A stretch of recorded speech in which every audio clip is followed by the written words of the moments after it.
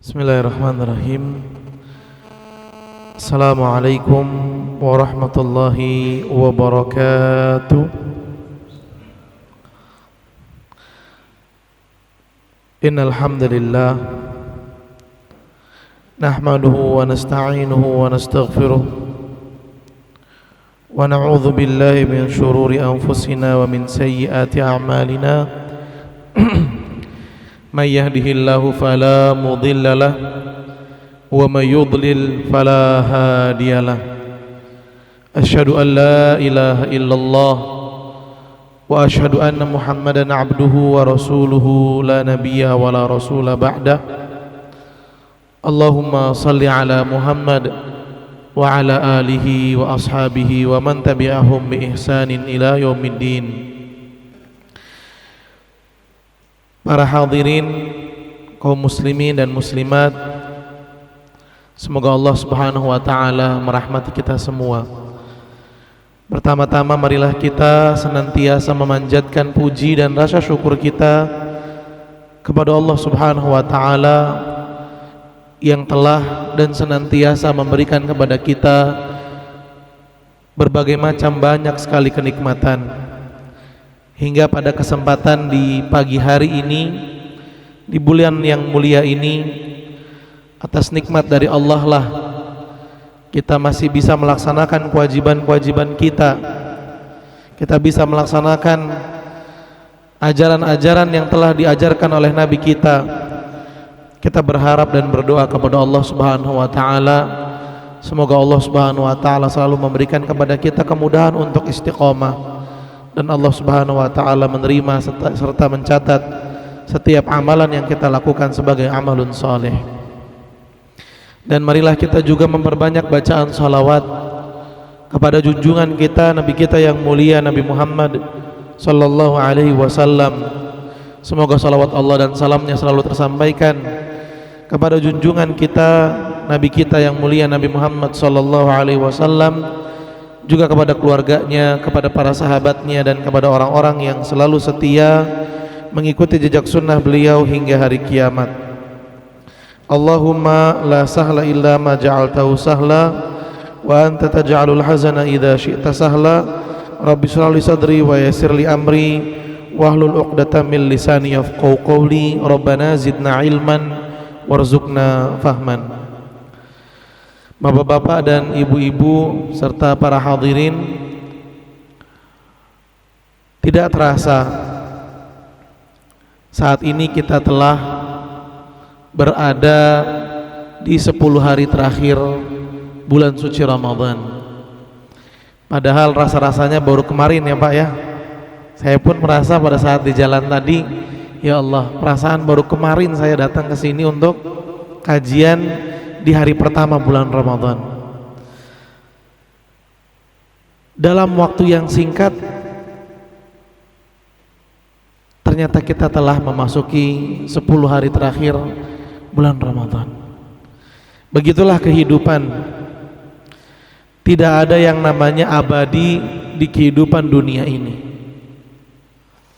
Karenanya Allah Subhanahu wa taala memberikan pelajaran begitu berharga kepada kita lewat kejadian alam, adanya siang, adanya malam, terus bergulir. Semua yang ada pasti akan pergi, semua yang datang pasti akan berakhir. Dan yang harus kita ingat dari kejadian tersebut adalah kehidupan kita pun di dunia ini pasti juga akan berakhir. Sama seperti bulan Ramadan ini yang sebentar lagi akan pergi meninggalkan kita. Cepat sekali waktunya. Dan kita tahu, kita yakin, kita paham bahwasanya bulan Ramadan tahun ini akan berakhir. Dan Ramadan akan datang lagi kapan? Di tahun yang akan datang, di tahun depan. Betul gak Pak?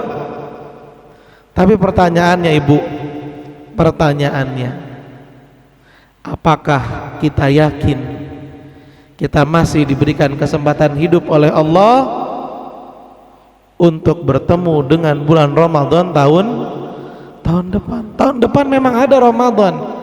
Ramadan bakalan terus datang di setiap tahunnya.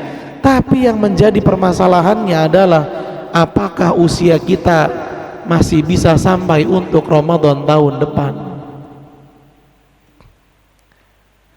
Ini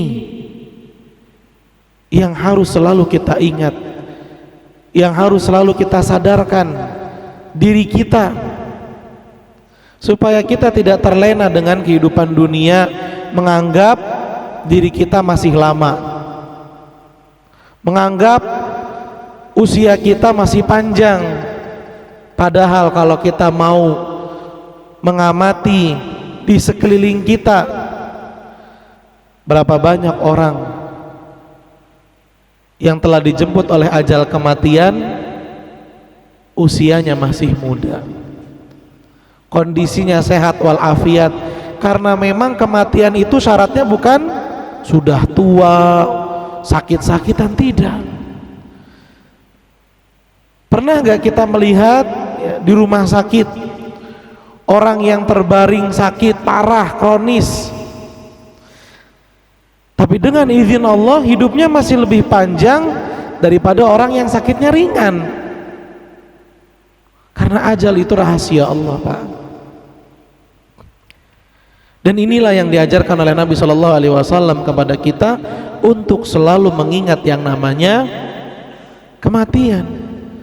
Kenapa kita diperintahkan oleh Nabi Shallallahu Alaihi Wasallam untuk mengingat kematian? Tujuannya apa, Pak? Apakah supaya kita menjadi orang yang takut,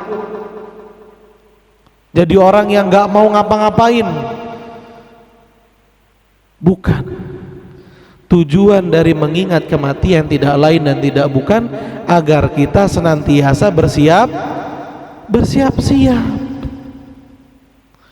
Toh kalau misalnya kita ditanya apabila kita meninggal dunia kita mau kemana, Pak? Jawabannya apa? Insya Allah semua satu jawaban, pengen masuk surga. Semua pengen dapat ampunan Allah, semua pengen mendapatkan keridhaan Allah, semua pengen mendapatkan rahmat Allah ketika meninggal dunia. Seperti yang Allah Subhanahu wa taala nyatakan di dalam surat Al-Bayyinah, radhiyallahu anhum wa radu an. Allah ridho sama dia. Ini yang kita pengen. Terus bagaimana caranya supaya kita bisa mendapatkan hal itu? Mendapatkan surganya Allah. Ya kita harus bersiap-siap, bukan bersantai-santai, bukan berleha-leha, bukan buang-buang waktu dalam hal yang tidak ada manfaatnya. Memang jiwa manusia itu lebih condong ke dalam hal-hal yang enak-enak, yang nyaman, yang senang. Kalau disuruh berat-berat, waduh, susah.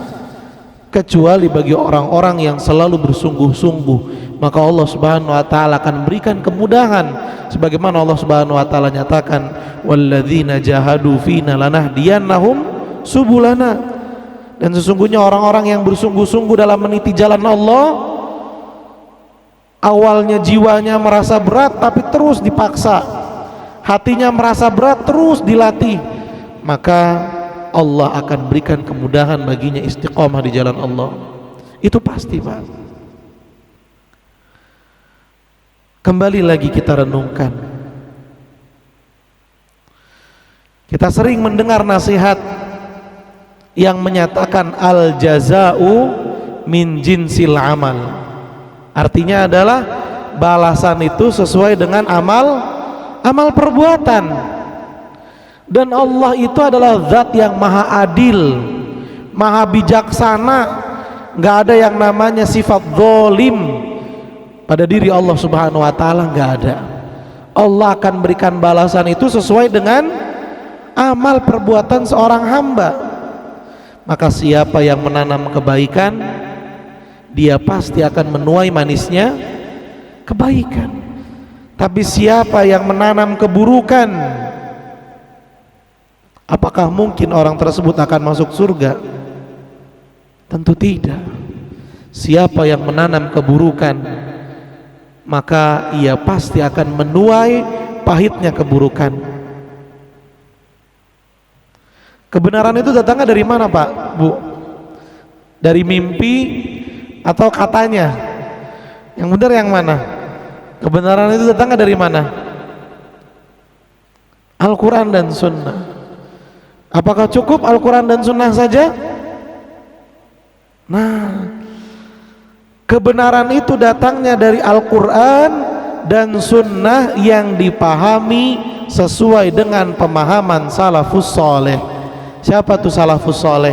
Generasi terbaik umat Islam yang kata Nabi SAW adalah generasi sahabat, generasi tabi'in, dan generasi tabi'ut tabi'in.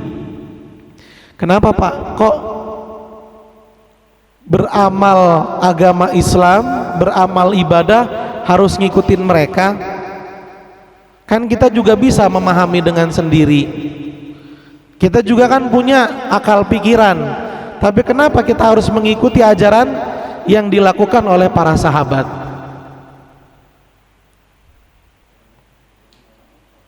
Masya Allah, karena mereka udah dijamin sama Allah.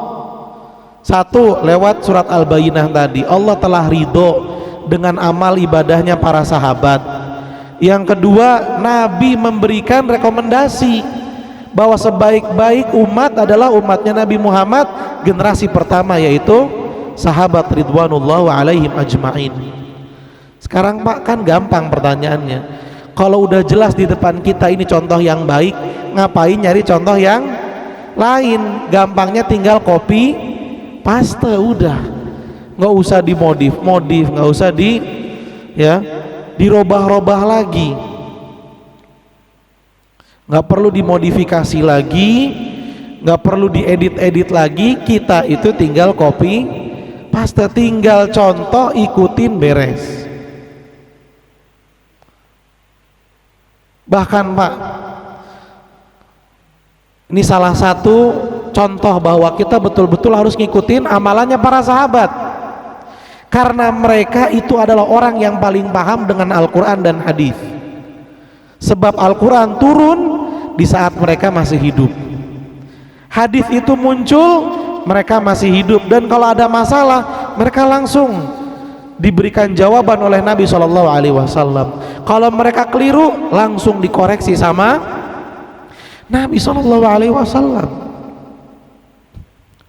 Semua yang diamalkan Nabi, kalau diamalkan sahabat, kita harus mengikutinya. Apa contohnya, Pak? Yang diamalkan Nabi, diamalkan sahabat, kita harus ngikutin. Hah? Banyak ya, banyak sekali ya. Contohnya ini puasa Ramadan, Nabi melaksanakan atau tidak? Laksanakan. Sahabat laksanakan, maka kita melaksanakan. Amalan yang nggak dikerjain sama Nabi tapi dikerjain sama sahabat, dan ini harus kita lakukan juga. Coba lihat, Pak, kalau tadi amalan dikerjain Nabi, dikerjain sahabat, kita juga ikut mengerjakan. Sekarang amalan nggak dikerjain sama Nabi tapi dikerjain sama sahabat, dan kita harus melakukannya karena sahabat melakukannya. Kira-kira apa, Pak? Salat tarawih Nabi melaksanakan di awal-awal. Di awal-awal Nabi melaksanakannya, cuman ketika melihat jamaah dari kaum muslimin makin banyak, Nabi langsung berhenti, nggak mau lagi. Kenapa? Karena takut dijadikan wajib sama Allah. Ini salah satu bentuk kasih sayangnya Nabi. Nabi nggak mau membebani berat-berat umatnya. Kalau bisa umatnya langsung masuk surga, nggak usah ngapa-ngapain, begitu pengennya Nabi. Apa, Pak? Amalan yang nggak dikerjain Nabi, dikerjain sahabat, dan ini harus kita lakukan.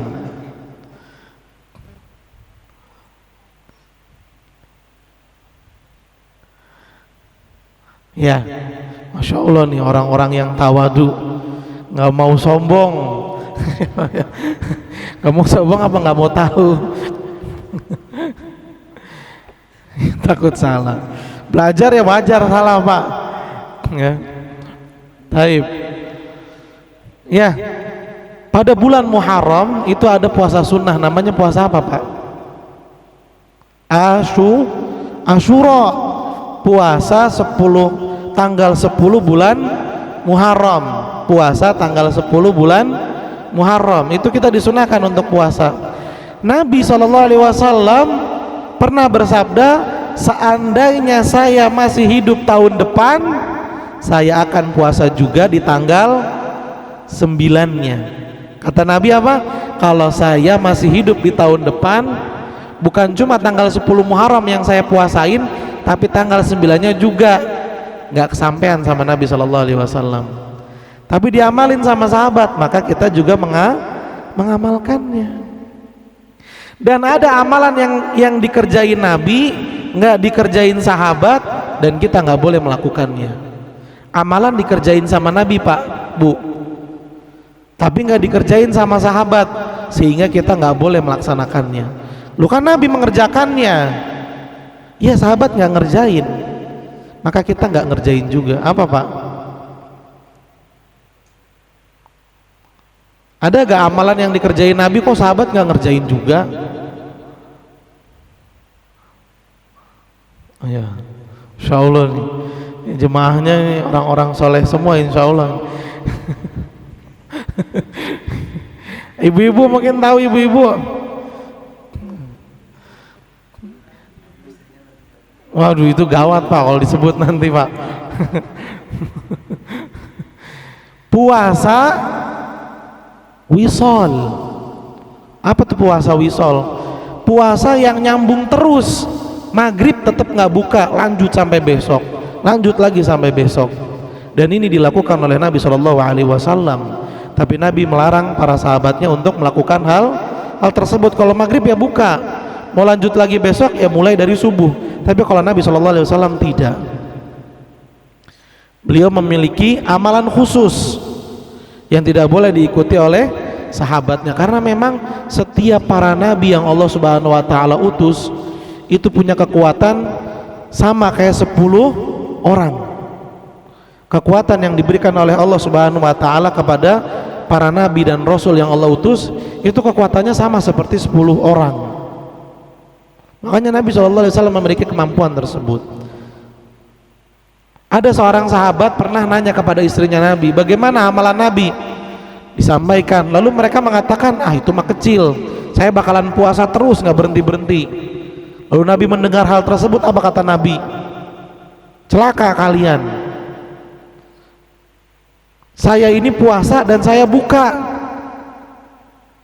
Intinya Nabi melarang, dan Nabi mengatakan siapa yang nggak mengikuti sunnahku maka dia bukanlah golonganku. Dilarang oleh Nabi SAW untuk melakukan puasa wisol. Nah, dari contoh-contoh tadi kita bisa mendapatkan pelajaran bahwa dalam mengikuti Al-Quran dan Sunnah kita juga harus mengikuti pemahamannya para sahabat Nabi SAW.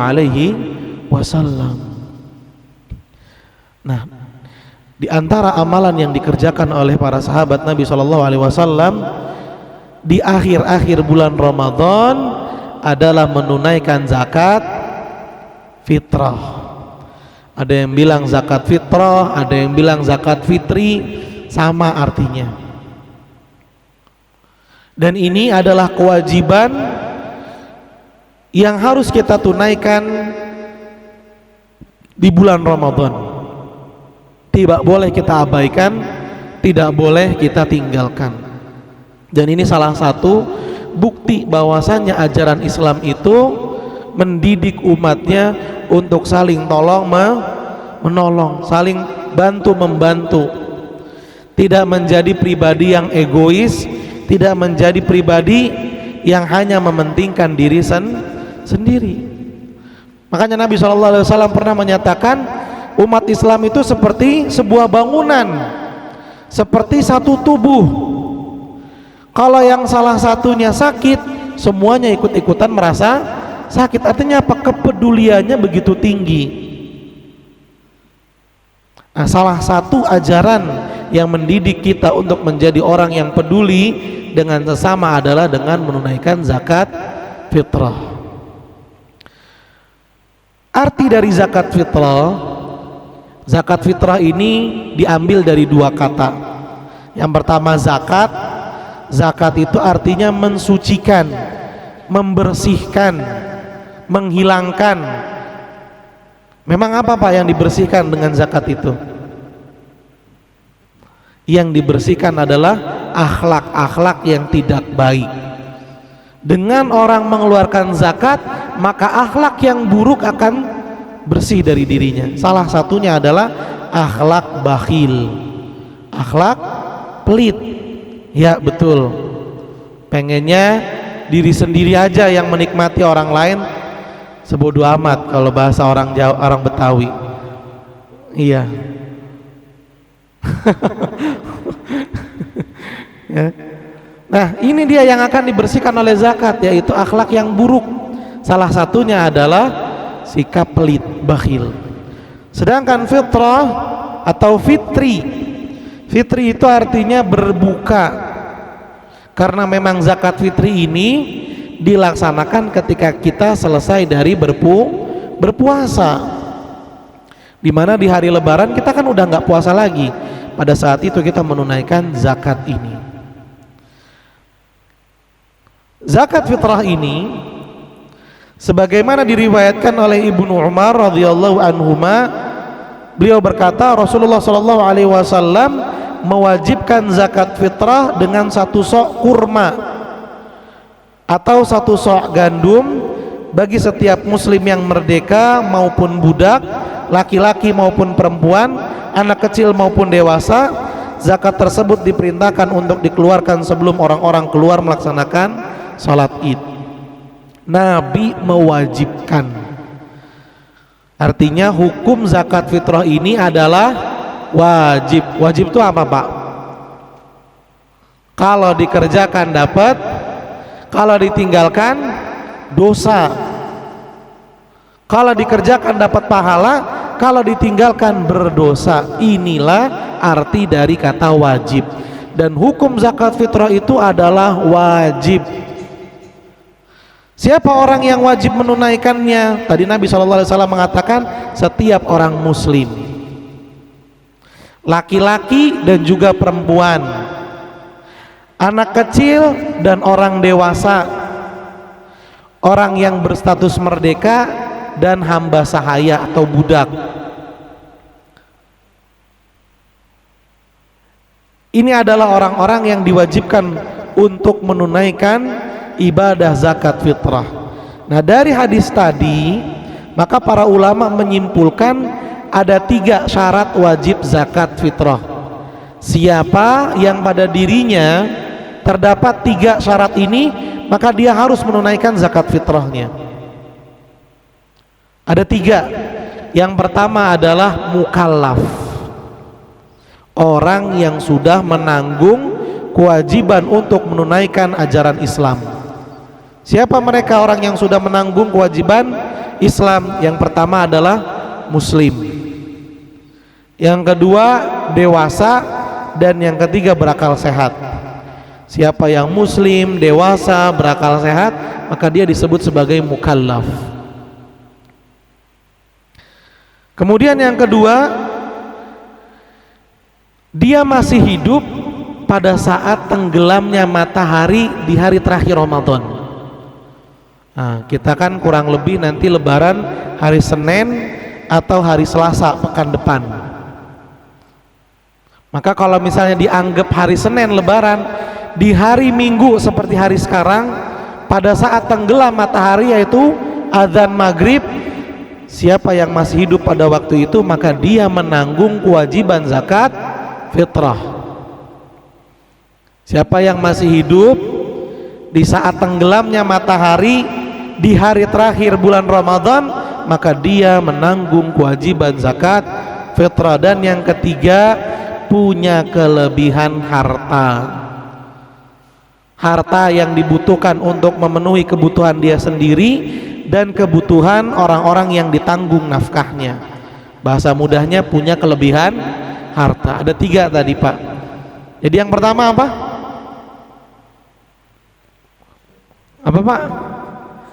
Muslim, balik, berakal.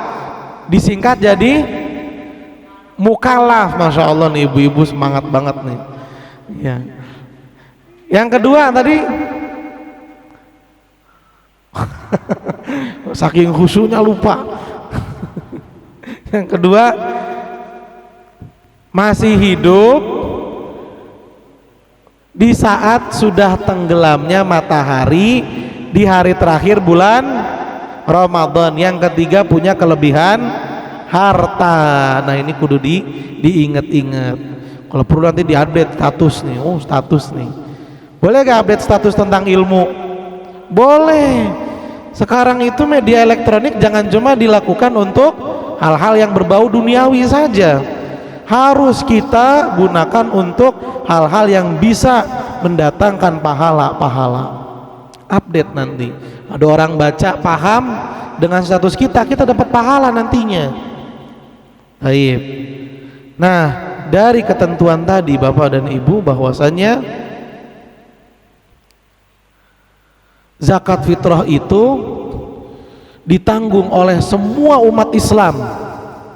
Yang laki-laki kena, yang perempuan juga kena, anak kecil, orang dewasa, orang yang berstatus budak, dan orang yang merdeka. Semuanya menanggung kewajiban zakat fitrah. Baik. Ini dia kriteria orang-orang yang menanggung kewajiban zakat fitrah.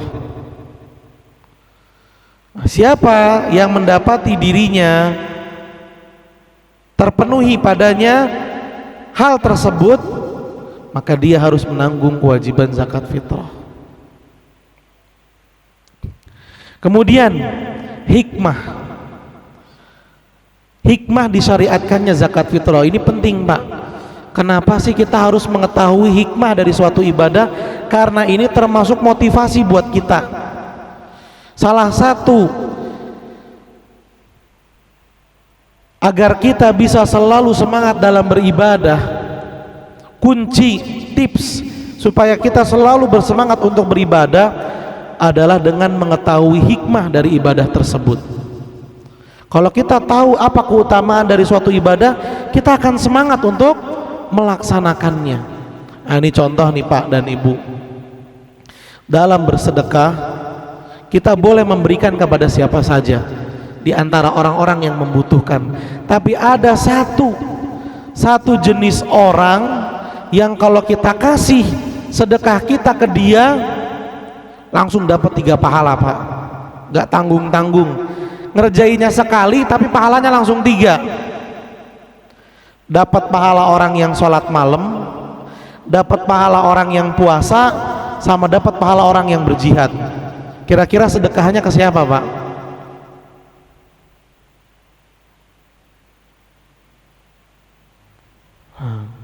Ke siapa? Fakir miskin. Ke para janda. Kata Nabi SAW, siapa yang berusaha menanggung, ya, menolong, membantu, memenuhi kebutuhannya para janda, maka dia akan mendapatkan pahala seperti orang yang berjihad di jalan Allah, seperti orang yang sholat malam, seperti orang yang berpuasa. Langsung 3 Pak. Nah, ini kan dengan begitu akan semangat bagi kita untuk bersedekah. Cuman adabnya nih, ketika ada seorang laki-laki ingin menolong janda, jangan sampai nanti disuuzonin sama orang. Wah, ada udang di balik batu nih Bu. Ya, apalagi kalau udah punya istri. Waduh, jangan sampai nanti istrinya. Jadi adabnya gimana kalau pengen nolongin janda? Pada saat memberikan bantuan tersebut ditemenin sama istrinya, bareng-bareng sama istrinya ngasih, atau diberikan kepada orang tuanya supaya disalurkan. Agar apa? Agar tidak menimbulkan prasangka buruk. Seperti itu.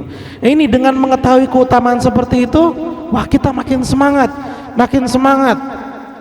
Contoh lain lagi, siapa yang melaksanakan sholat duha 4 rakaat, 2 rakaat, Allah jamin kebutuhannya pada hari itu, Pak. Allah jamin, Allah mudahin nantinya.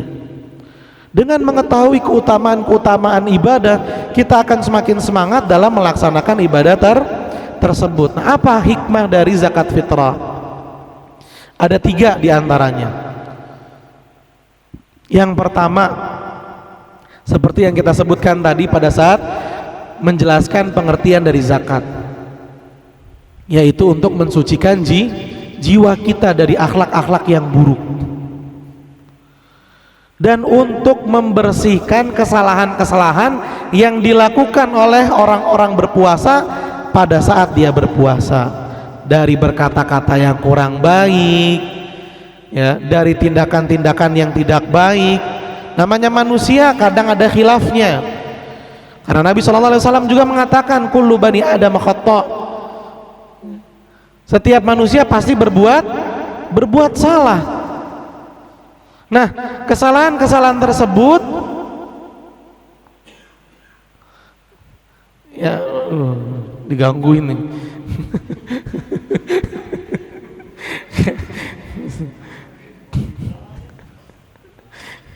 Baik. Kesalahan-kesalahan yang dilakukan oleh orang-orang yang berpuasa itu berpotensi akan mengurangi pahala puasanya, Pak. Harusnya dia dapat 100, tapi karena kesalahan-kesalahan tersebut nilainya jadi berkurang di sisi Allah. Nah, bagaimana supaya kekurangan tersebut bisa ditutupi, disempurnakan oleh Allah Subhanahu wa taala, tetap bernilai sempurna di sisi Allah? Salah satunya adalah dengan menunaikan zakat fitrah. Siapa dari kita yang menjamin selama bulan Ramadan ini nggak pernah berbuat salah? Nggak ada. Ada kalanya ucapan kita menyakiti orang lain tanpa kita sadari. Ada kalanya perbuatan kita menyinggung orang lain tanpa kita sadari, tapi hal tersebut berdampak pada pahala puasa yang menjadi berkurang. Kita udah capek puasa. Siapa di sini yang nggak capek puasa? Pasti capek. Nahan lapar dan haus. Tentu kita berharap pahala yang sempurna di sisi Allah. Nah, kita nggak mau pahalanya berkurang, tapi kita berbuat salah. Caranya gimana? Laksanakan zakat fitrah, maka pahala puasa yang kita terima akan menjadi sempurna di sisi Allah Subhanahu wa taala. Kemudian yang kedua, hikmahnya apa? Untuk memberikan kesenangan bagi fakir miskin, supaya pada saat lebaran yang senang bukan cuma orang-orang yang berkecukupan, tapi fakir miskin juga ikut senang karena mereka memiliki bahan makanan, tidak minta-minta di hari raya Idul Fitri. Ini dia tujuannya. Makanya supaya kita nggak disuuzonin sama orang-orang fakir miskin, kita harus cegah. Jangan sampai ini orang kelihatan nggak pernah mengeluarkan zakat fitrah, kita dituduh, dibilang pelit. Bagaimana solusinya? Kalau bisa kita sendiri yang turun tangan menyalurkan zakat kita. Di tempat kita siapa nih yang fakir miskin? Oh, ternyata tetangga kita sendiri nih di sebelah. Langsung berikan aja sama dia zakat kita. Boleh langsung memberikan tanpa menyalurkan ke masjid-masjid terdekat, boleh. Kita boleh menyalurkan langsung ke para fakir miskin. Tapi kalau mau memberikan kepada masjid, ini lebih baik lagi. Kenapa? Karena biasanya sama masjid kan sudah didata siapa fakir miskin yang akan diberikan zakat fitrah di wilayah tersebut, sehingga pendistribusiannya, pembagiannya akan lebih merata. Dan ini disebutkan oleh Nabi SAW di dalam hadis yang diriwayatkan oleh Abi Dawud. Rasulullah SAW menyatakan bahwasannya zakat fitrah ini sebagai pembersih untuk kesalahan-kesalahan yang dilakukan oleh orang-orang berpuasa selama dia berpuasa, dan sebagai makanan yang diberikan untuk para fakir miskin. Dan yang ketiga, Pak, yang ketiga sebagai bentuk rasa syukur kita kepada Allah. Kenapa kita bersyukur kepada Allah? Karena Allah telah memudahkan kita untuk melaksanakan puasa 1 bulan penuh. Para hadirin, semoga Allah merahmati kita semua. Kalau bukan karena Allah, kita nggak bakalan bisa. Pernah gak kita melihat orang yang lumpuh atau stroke? Pernah ya? Sebetulnya dia pengen gak bergerak pak? Pengen jalan. Ada kepengenan, ada keinginan, tapi gak bisa. Kenapa? Karena sama Allah nikmatnya sedang diambil.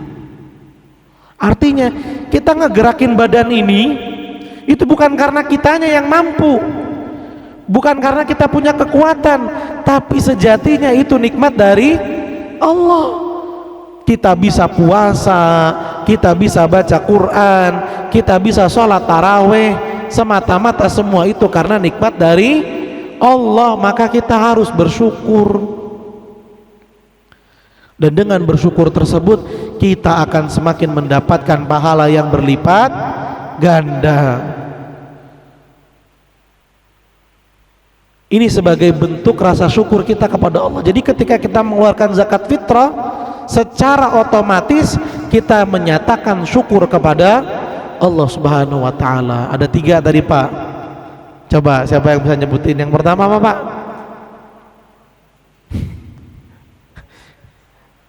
Membersihkan jiwa dari hal-hal yang buruk, membersihkan kesalahan yang dilakukan oleh orang yang berpuasa. Yang kedua,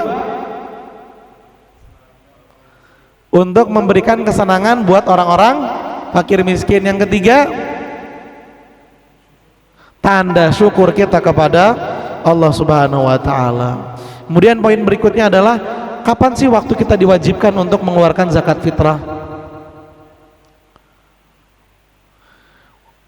Zakat fitrah itu wajib ketika matahari tenggelam pada hari terakhir bulan Ramadan.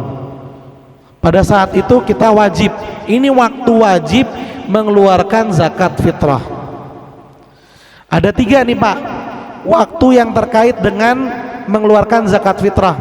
1, waktu wajib. 2, waktu yang paling utama, artinya pahalanya lebih gede. Yang ketiga, waktu yang boleh. Waktu wajib, waktu utama, sama waktu yang boleh. Wajib tadi disebutkan ketika matahari tenggelam di hari terakhir bulan Ramadan, itu wajib dikeluarkan.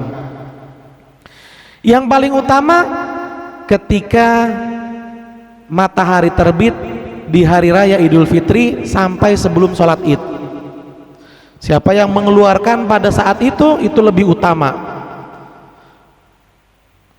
Sedangkan waktu boleh mengeluarkan zakat fitrah adalah 1 atau 2 hari sebelum lebaran. Kalau kita anggap nanti lebaran hari Senin, berarti hari Ahad atau hari Sabtu itu sudah bisa kita bagi-bagikan zakat fitrahnya kepada fakir miskin. Lah saya memberikan zakat fitrah saya ke masjid, dititip sama masjid, nanti masjid sebagai perwakilan saya yang akan membagikan zakat tersebut kepada fakir miskin. Kalau gitu boleh gak lebih dari hari itu? Boleh, karena masjid kan butuh waktu buat ngumpulin Pak. Maka siapa yang pengen nyalurin ke masjid seminggu atau bahkan 10 hari, silahkan. Seminggu atau 10 hari sebelum lebaran kita pengen nitipin zakat kita ke masjid, boleh. Karena memang masjid butuh waktu untuk ngumpulin zakat, kemudian dia data, setelah itu baru dia salurkan. Apalagi zaman sekarang warganya makin banyak. Ya, ini akan memudahkan kita. Maka masjid nanti menyalurkan zakat tersebut boleh 1 atau 2 hari sebelum Idul Fitri. Untuk memudahkan itu boleh. Kemudian yang berikutnya ini mungkin terakhir, hukum-hukum terkait dengan zakat fitrah.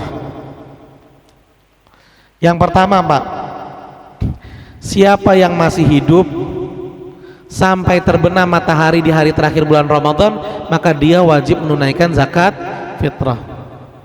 Tapi siapa yang meninggal sebelum matahari terbenam, ya qadarullah jam 5 sore dia meninggal, apakah dia wajib menunaikan zakat fitrah?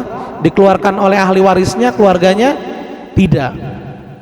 Siapa yang meninggal sebelum terbenamnya matahari di hari terakhir bulan Ramadan, maka dia tidak menanggung kewajiban zakat fitrah. Begitu pula dengan bayi. Bayi yang lahir setelah terbenamnya matahari di hari terakhir bulan Ramadan ini wajib dikeluarkan zakat fitrahnya. Siapa yang ngeluarin? Bapaknya yang ngeluarin. Tapi kalau dia lahir setelah terbenam matahari di hari terakhir bulan Ramadan, dia nggak wajib dikeluarkan zakatnya, tapi sunnah. Karena ibu yang hamil dan usia kandungan yang sudah mencapai 4 bulan, maka janinnya itu disunahkan untuk dikeluarkan zakatnya. Begitu pula dengan orang yang menikah nih Pak. Siapa yang menikah sebelum terbenam matahari di terakhir hari bulan Ramadan, maka dia menanggung kewajiban zakat fitrah istrinya. Tapi kalau dia nikahnya setelah terbenamnya matahari, nah dia nggak menanggung zakat istrinya. Begitu pula dengan orang yang masuk Islam. Masuk Islamnya sebelum terbenam matahari, dia menanggung kewajiban zakat fitrah atau tidak Pak? Nanggung apa enggak? Kalau sebelum menanggung, kalau sesudah tidak menanggung. Itu rumusnya. Kalau sebelum menanggung, kalau sesudah tidak. Maka kalau dia masuk Islam setelah matahari terbenam, menanggung kewajiban zakat atau tidak? Tidak.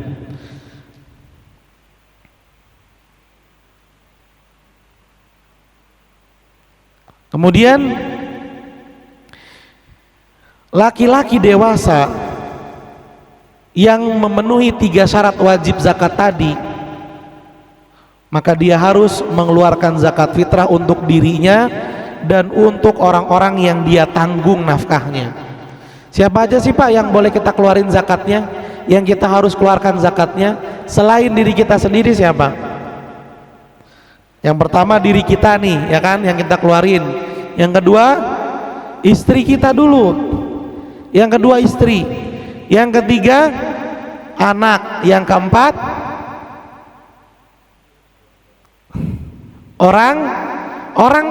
orang tua kita. Kemudian yang kelima siapa lagi? Istri udah, anak udah, orang tua udah, diri sendiri udah. Terus yang kelima siapa Pak? Iya kan disebutin tadi. Siapa orang lainnya Pak? Pembantu. Jangan dilupain. Orang yang membantu kita di rumah, pelayan kita, ini juga disunahkan untuk kita bantu mengeluarkan zakat fitrahnya. Kita keluarkan, jadi 5 tuh, diri kita, istri, anak, orang tua, dan pembantu. Kemudian seorang anak laki-laki yang sudah dewasa dan sudah bekerja, artinya punya penghasilan, bapaknya sudah nggak wajib untuk mengeluarkan zakatnya dia harus mengeluarkan zakatnya sendiri. Dan kalau bapaknya pengen ngeluarin zakat buat dia, bapaknya harus minta izin sama dia. Nah, tahun ini bapak yang ngeluarin zakatnya kamu ya. Oh yaudah Pak, silahkan.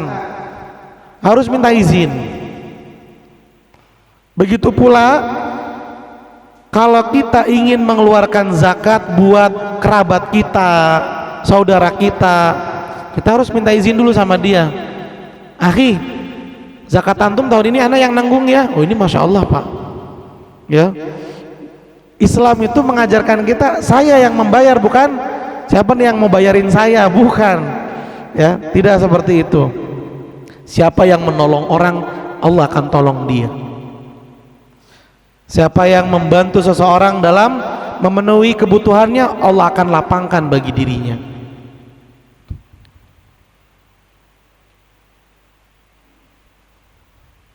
Kemudian yang berikutnya, yang ketiga, seorang anak yang sudah bekerja dan punya penghasilan, selain ibu kandungnya dia tanggung nafkahnya, dia juga disunahkan untuk menanggung nafkahnya, menanggung zakat fitrahnya. Dia juga disunahkan untuk menanggung zakat fitrah ibu tirinya, ibu sambungnya.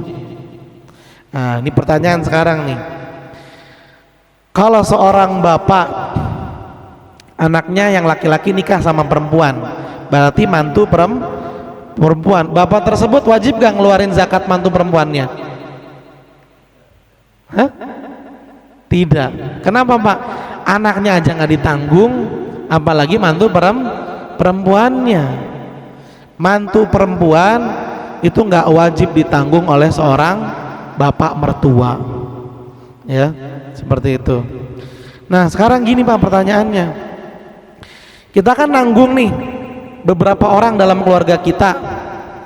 Ternyata kelebihan harta kita di hari terakhir bulan Ramadan itu nggak banyak, cuma 3 kilo beras doang. Padahal ada 4 orang nih dalam tanggungan kita, diri kita, istri kita, anak kita, sama orang tua kita. Harusnya ada 12 kilogram beras buat ngezakatin semuanya. Tapi qadarullah di rumah ada kelebihan cuma 3 kilo. Maka siapa Pak yang kita dahulukan mengeluarkan zakat fitrahnya? Diri kita, istri kita, anak kita, apa orang tua kita dulu yang kita dahulukan zakat fitrahnya? Misalnya tinggal 3 kilo doang nih, diri sendiri, istri, apa orang tua, apa anak? Ayo yang mana nih? Ayo, diri sendiri. Ya, dalam ibadah Pak harus mendahulukan diri kita dulu. Maka dalam berdoa pun adabnya apa? Doain diri kita dulu baru orang lain. Makanya dalam Islam seorang ulama mengatakan jangan jadi pelita, jangan jadi lilin, menerangi sekitar tapi ngebakar dirinya nggak boleh dalam Islam. Harus dirinya dulu dalam kebaikan, baru kebaikan tersebut diberikan pula kepada orang-orang di sekitar. Nah urutannya nih Pak, kalau ada kelebihannya terbatas, pertama diri kita dulu nih yang dikeluarkan zakatnya. Ada lagi kelebihannya, yang kedua istri kita. Ada lagi kelebihannya, anak yang paling kecil. Yang ketiga anak yang paling kecil. Masih ada lagi kelebihannya buat bapak kita. Masih ada lagi buat ibu kita.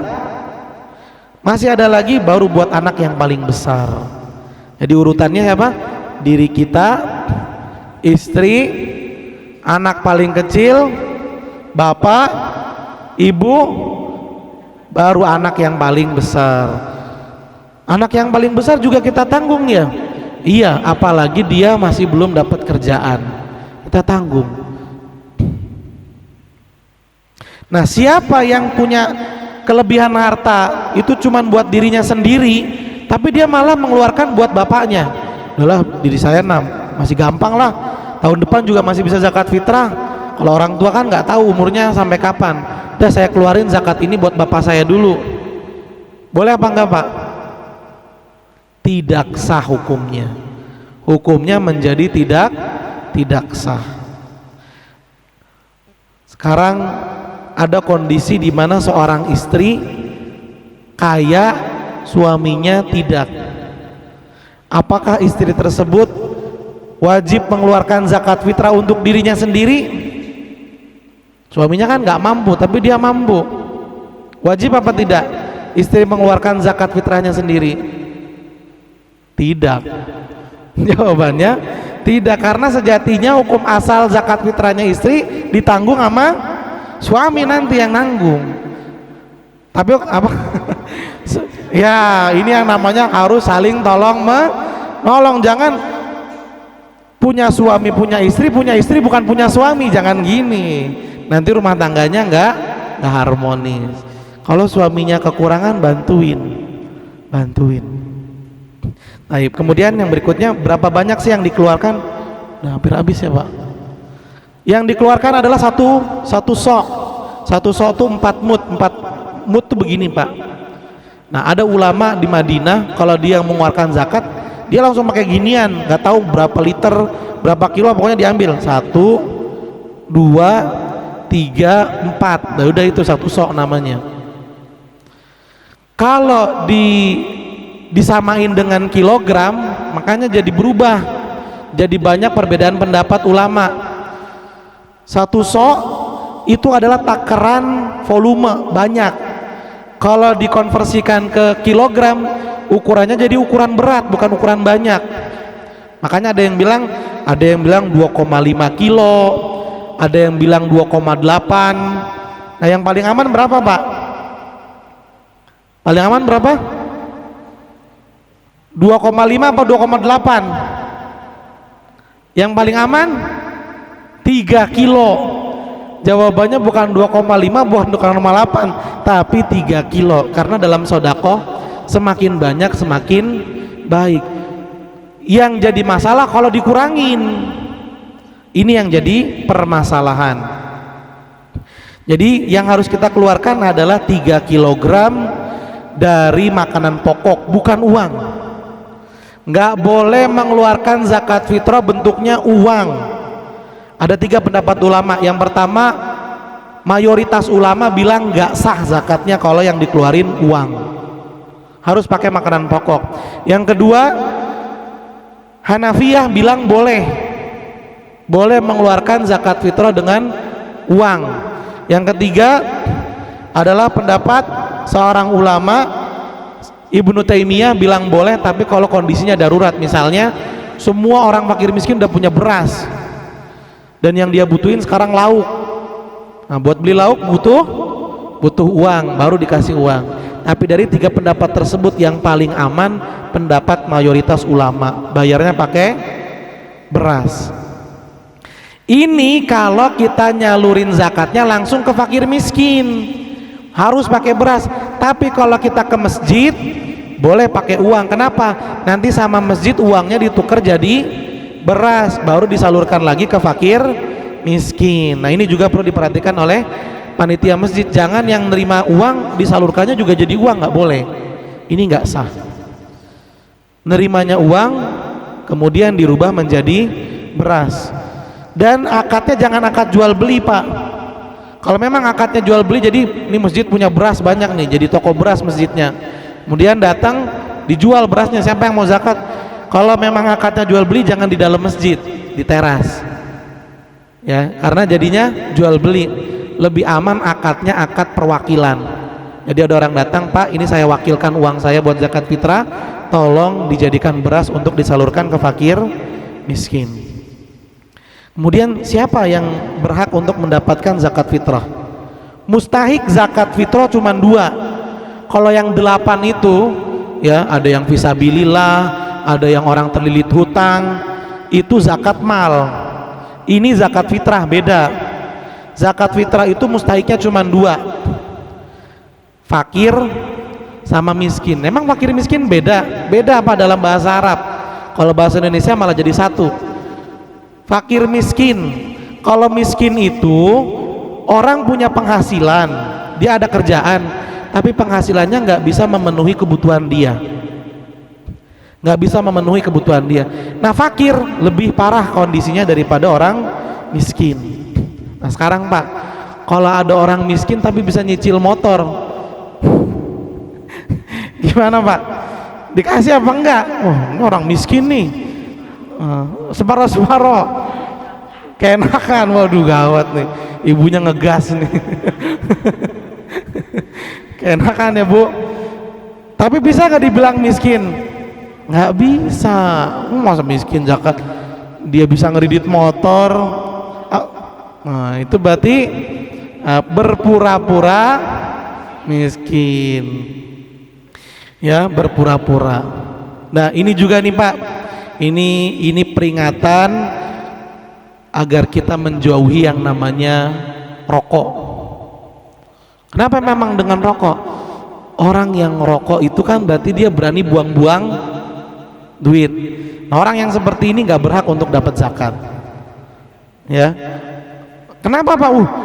Nanti supaya nggak ada lagi yang namanya rokok. Wah gara-gara rokok saya nggak dapat zakat. Wah mendingan saya nggak. Nah ini dia, artinya apa? Orang yang ngerokok nggak bisa dibilang miskin. Kenapa? Dia berani ngebakar duit. Nah itu dia. Masya Allah nih ibu-ibu semangatnya luar biasa. Nah ini ya, dan subhanallah Pak Bu, rokok mau dibilang herbal nggak ada label halalnya, betul nggak? Ini rokok herbal, ada nggak label halalnya? Nggak ada. Mang kalau herbal pakai habatus sauda itu rokoknya rokoknya mengandung habatus sauda dan madu, nggak ada. Nggak ada Pak, yang ada tempelan foto orang pada sakit, kronis, kanker. Apa yang mau dicari dari rokok? Seperti itu. Memang bagi yang sudah terbiasa berat untuk meninggalkannya, tapi ketika dia berusaha pasti sama Allah ditolong. Iya Pak. Ya, jadi ngomongin rokok kita. Kemudian yang terakhir adalah wilayah mana yang kita utamakan untuk kita salurkan zakat. Paling utama adalah kita berikan kepada fakir miskin di sekitar kita. Ini yang paling utama.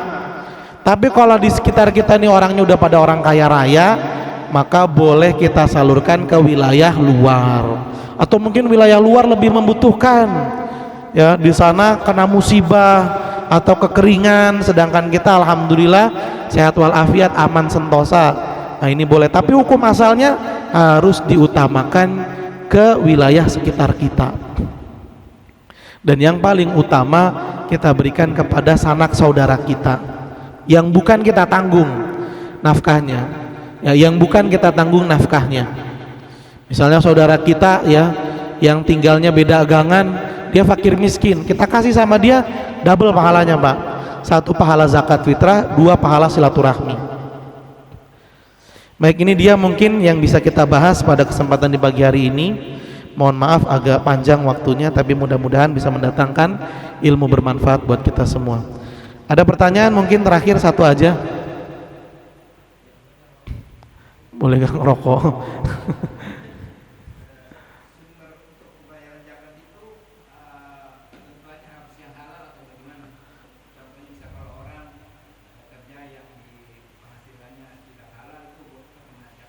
Iya, tentunya. Sudah ya Pak.